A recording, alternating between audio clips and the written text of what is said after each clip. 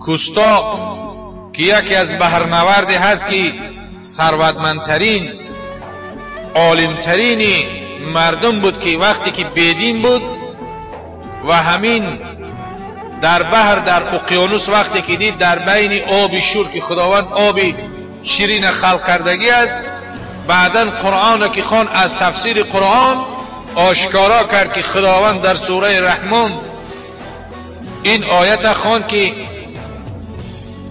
مرج البحرین یلتقیان بینهما برزخ لا یبغیان، وقتی که این آیت خوان خداوند قدرت دارد که در بین بحر شور آبی تند و تلخ تمچی همون اقیانوس آب شیرین خلق کند.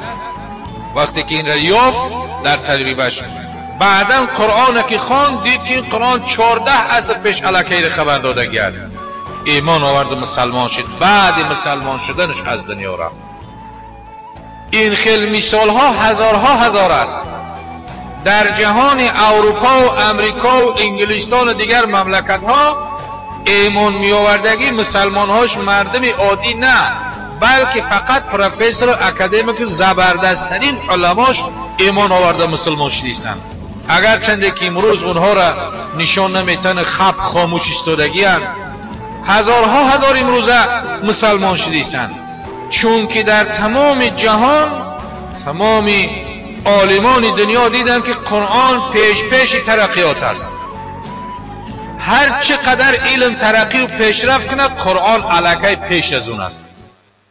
قرآن همه وقت بنده را تبلیغات به خواندن، به علم آموختن، به پیشرفت، به ترقیات امر میکنه.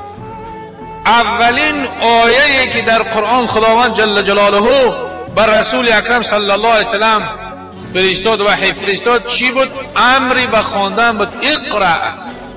اقرأ باسم ربک الذی خلق الانسان من علق اقرأ و ربک الاکرم الذی علم بالقلم. یعنی این امری به خواندن اولین آیتی هست که خدا با پیغمبرش امر کردیره.